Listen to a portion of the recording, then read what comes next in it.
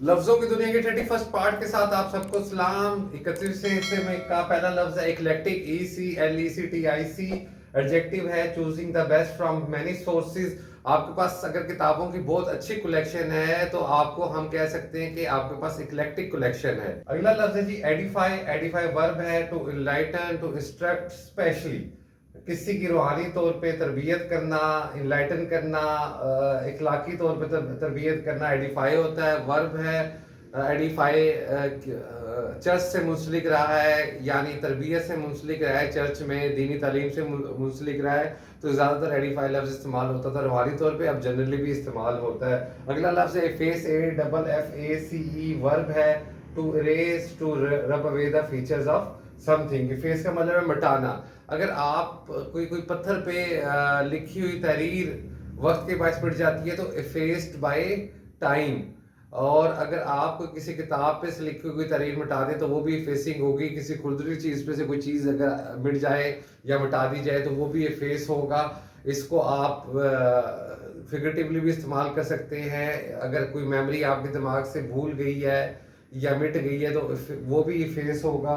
اگلا لفظ ہے ایفوژن. EFFUSION.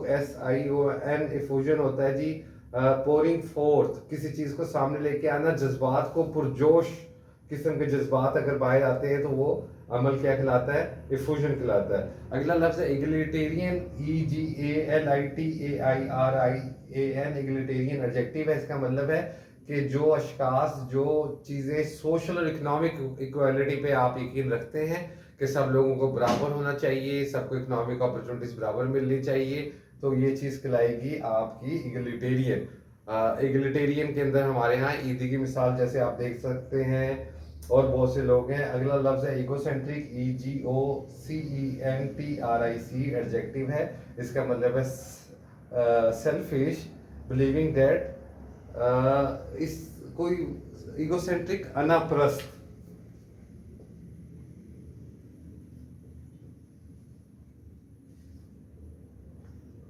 جو صرف اپنا مقصد, اپنا بنیاد, اپنی خواہش کو آگے رکھے, وہ شخص ایگو سینٹرک ہوتا ہے. اگلا لفظ ہے جی ایگریجس. EG, اس میں آر مسنگ ہے. EGREGIOS. ایگریجس کا مطلب ہے ایکسٹریملی بیڈ, برا, بہت بری حالت. جو پیلسٹائن میں ہو رہا ہے وہ سارے ایکشن ایگریجس ایکشنز ہیں. اگلا لفظ جی ایلیسٹ. ELICIT ورب ہے. ایلیسٹ کا مطلب بھی ہوتا ہے کسی چیز کو سامنے لانا, کسی چیز کو کال کرنا. مثلا اگر آپ وکیل آپ سے سچ بلوا لیتے ہیں تو elicited the truth by the lawyer. اگر آپ کہانی اندر کوئی نیا منظر لے آتے ہیں یا آپ اپنے ایسے رائٹنگ کے اندر اچھے فیکٹس دیتے ہیں تو you actually listed the good facts in your essay. زیادہ تر یہ جو لفظ ہے یہ استعمال ہوتا ہے کسی قسم کی انکوائری کے اندر, انڈائریکٹلی کسی انفارمیشن کو اگلوانا یا نقلوانے کے حوالے سے استعمال ہوتا ہے.